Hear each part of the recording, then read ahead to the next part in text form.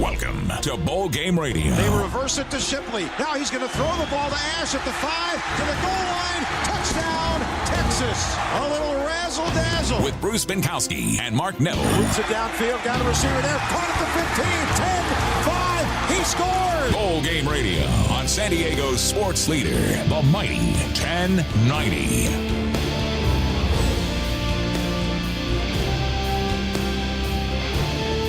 And a happy Wednesday evening for you, December the 4th, 2013. I'm Bruce Binkowski. Joining me is Mark Neville, and you are listening to Bowl Game Radio, and it's here. So here we are, Bruce. We're 4 days away. 4 days from right now, we're going to know who's going to be playing in the San Diego County Credit Union Poinsettia Bowl and the National University Holiday Bowl. And the Poinsettia Bowl on Thursday, December the 26th at Qualcomm Stadium, and the Holiday on Monday, December the 30th, and you're right, by Sunday we're going to know. Sunday night, probably about 6 o'clock, we'll know for sure. Exactly, and so what we thought we would do with tonight's show is preview who might be playing in this year's games. We'll be joined by Coach Ted Tollner here shortly to do our team selection update. We're also going to be talking with ESPN.com's Kevin Gemmel, who joins us periodically, talking a little Pac-12 football. So it's going to be a lot of fun, and we've got a lot of football to talk about. Still a lot of speculation. It's not over yet, but we can narrow things down just a little bit. And we'd like to hear from you. See what you think we should be doing with our selections coming up here on Sunday. Give us a call at 858-457-1090. That's 858-457-1090. So, Bruce, why don't we get started with our team selection update? And welcome to the show, Coach Ted Tollner. Coach, welcome to the program once again. Thank you, guys. Good evening to you. All right, Ted, now we're down to the nitty-gritty. This is the it. good time, the fun time. This is the fun time. Well, for most of us, not for us, that's when we really got to buckle down. But by the way, you look horrible, Bruce. I do. You look very tired. And we're going to be here. No. And we're going to be here. I bet your phone's been ringing off the hook. Oh, the phone has been to the ear nonstop since Monday morning. And as we head into the championship games this weekend, there are still a lot of what-ifs for both of our games. But we've narrowed it down quite a bit, I would say. Narrowed it down. So you want to start with the San Diego County Credit Union Poinsettia Bowl? Let's start with the San Diego County Credit Union Poinsettia Bowl and the Mountain West. So, Bruce, why don't you tell us first who you think the leaders are in the clubhouse at this point for getting a bid? The leaders in the clubhouse include Utah State, Fresno State, and a slight possibility of Boise State. I think those are the three. We're going to get one of those three, and most likely Utah State would be the front runner, but I'm not counting out Fresno State or Boise State. Okay, Bruce, before we ask Coach about those three teams, San Diego State, we've heard a lot. We've gotten a lot of telephone calls. We've heard a lot on the radio. San Diego State, where are they going to go? And a lot of people are wondering if we might save them, if you will, from not getting a bowl invitation. Can you talk about that a little bit? Well, I think the bottom line is simply this, that we historically do our best to try to avoid repeat teams. And unless circumstances dictate that we have to take a repeat team, we stay away from it. So, and we've got to remind our listeners and all the Bowl fans out there that the San Diego County Credit Union Poinsettia Bowl was for the Mountain West Conference, not just San Diego State. So you have to play your way in. And so those schools are technically ahead of them. And let's get Ted Tollner's take on just what I said. Coach, bowls don't like to take return teams, and I would think that teams don't like to go to back-to-back bowls. Is that a fair assessment as a coach? I think it is fair. Now, sometimes there's a point where you want to go back, but most youngsters and coaches and fans would like, if they have a good enough team, they would like to have an opportunity to travel and go to different bowls and get a different experience. So there is something to that.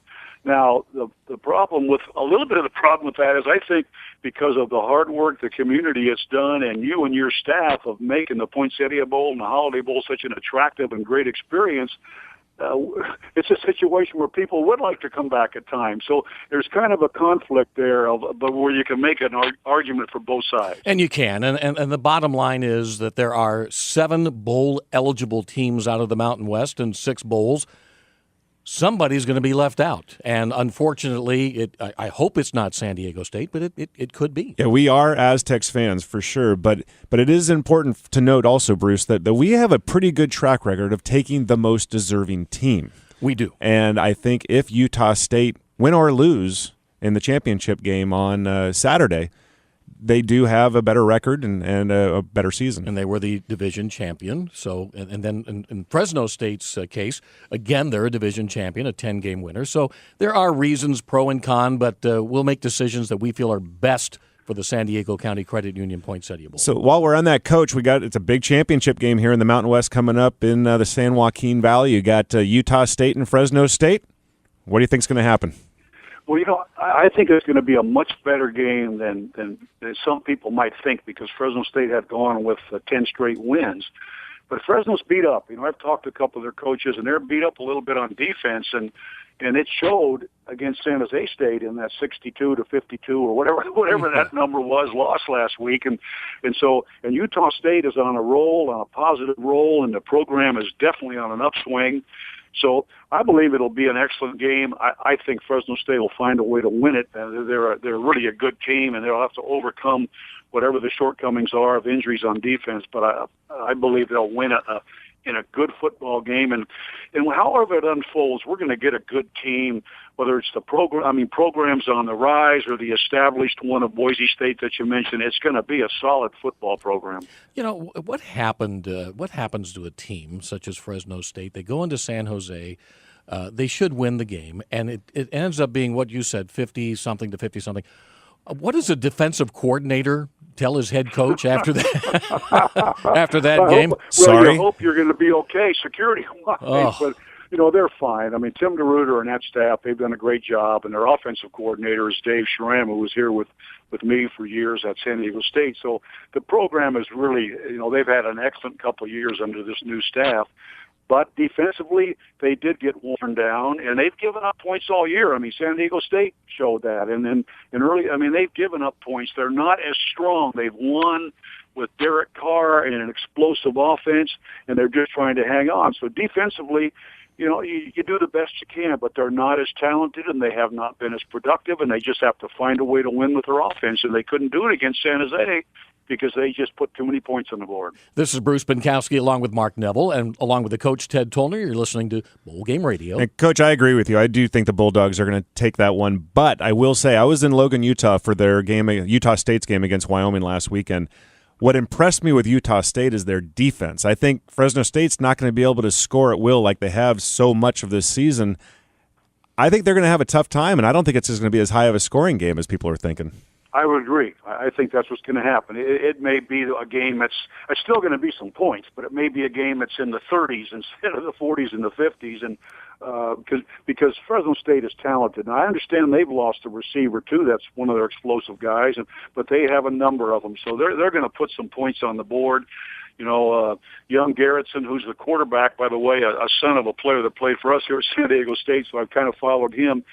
They've got a challenge, but they're a good team, and their defense is going to have to keep it respectable score-wise for them to win. I will tell you, their fans are excited. I was listening to their post-game show after the game, and there's a lot of Aggie pride up there in Logan, Utah right now.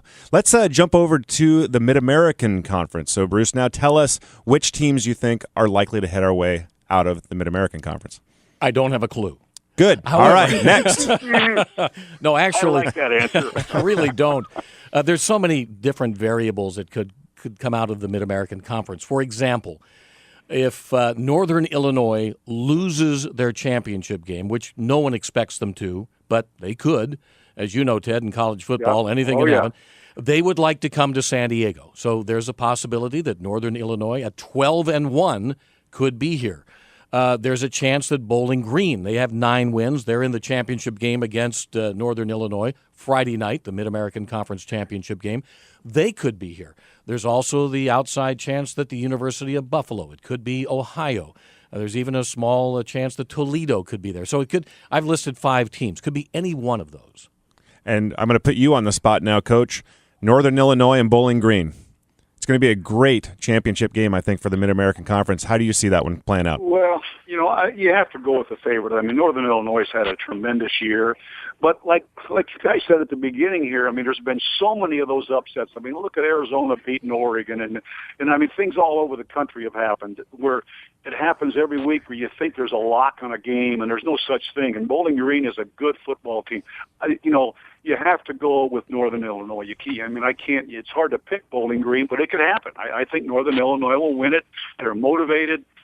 Their challenge, I think, is to go undefeated, which is really rare. I mean, when you think about how difficult it is to go undefeated, they're right there, and they want to keep that, and they would like to get into the BCS. So I believe they'll win, but who knows? That's why they play the games. Well, the San Diego County Credit Union Poinsettia Bowl will be played Thursday, December the 26th at Qualcomm Stadium at 6:30 p.m. kickoff, Mountain West versus a team. Somebody from the Mid-American Conference. We'll find out a little bit more. Okay, well, Bruce, before we leave the poinsettia, Notre Dame. It seems the rumors are still flying out there hot and heavy. Can you tell us anything about Notre Dame? Are they a contender for the Poinsettia Bowl? I love hearing the prognosticators say this is going to be your matchup. No one has ever called me from the media to say, we're going to prognosticate that Notre Dame's in your game. Are they coming? The answer is we have a contract with the Mid-American Conference, and so as far as I'm concerned, it's Mountain West versus the MAC, and the rumors are great. When you say that, this is what's interesting.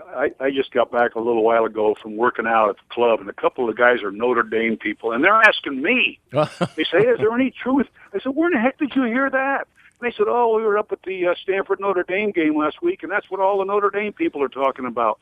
I just shook my head. I have no idea where that came from. I've had telephone calls from Oregon State beat writers. I've had telephone calls from Syracuse writers. I mean, it's been all over the map, but it is a MAC team. Now, if it were to happen, we wouldn't say no. But I think let's be realistic. That would be a 1 in a million chance. So.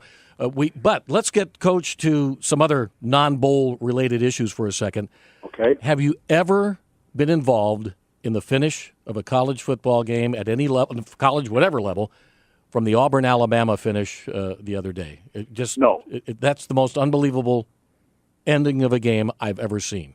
No, I would agree. I've never seen anything quite like that. I mean, we've all seen, field goals returned, and a few years back, I think the Chargers or somebody returned one 108 yards for a touchdown, but not on the last play of the game to turn a defeat into a victory. I mean, that was unbelievable how that could happen. But when you think about it, and I kind of reflected because people have asked me, your field goal team is mostly offensive linemen. It's big guys who do not cover kicks. Now, you always tell them, okay, after the kicker kicks it, spread out and cover the kick, but you hardly ever ask those guys to truly cover and make a tackle. So when that happened, you had a bunch of blockers in there that don't cover kicks trying to do it, and so it's not a surprise it could happen. He could run it back, but under the situation of the last play of the game, that was what made it so unique. It was a devastating loss for Alabama, being essentially knocking them out of the BCS National Championship. What does their coach tell his players in the locker room after a game like that? I don't know. I don't know what you'd tell them. I know I read a few things where, before they made the kick, they reminded the linemen to be sure and spread out and cover the kick. They could return it. But, it's one thing to talk about it, but that's just something you don't practice that much. And I don't know what you tell them after that. I mean, I don't know. I don't have an answer for that. So the Pac-12 has seen some coaching activity here this week. Ed Orgeron did not get the head coaching job at USC. They brought in Steve Sarkisian, who is the head coach at Washington. What do you make of all of that? Well, I think it was a good move. I know Steve, when I was coaching at San Diego State, he was going to El Camino Junior College, and we recruited him to come down to State, and so did BYU, and he ended up going to BYU. But we've stayed in touch, infrequently over the years, but his career has been outstanding as a co-coordinator at SC, during Pete Carroll's good years, and then he went up to Washington and really got that program back into bowl contention. They had kind of dropped a little, and he's brought them back, and he's young, he's personable, he's a good recruiter, and he's an outstanding football coach. I think they made a real good move, and Washington's going to have to replace him now. Yeah, what do you think they're going to do?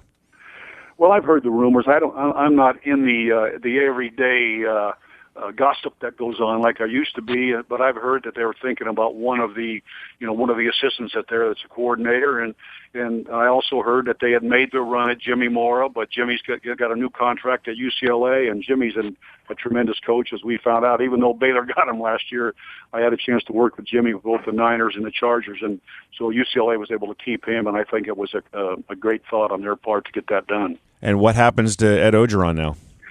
Well, I don't know. I mean, he did a great job. When you can go 6-2 and take over a program that's really struggling, and he put energy and enthusiasm back in, and the players were having fun playing the game, and they won. They lost to UCLA and Notre Dame, and you can't do that at USC, but that happened.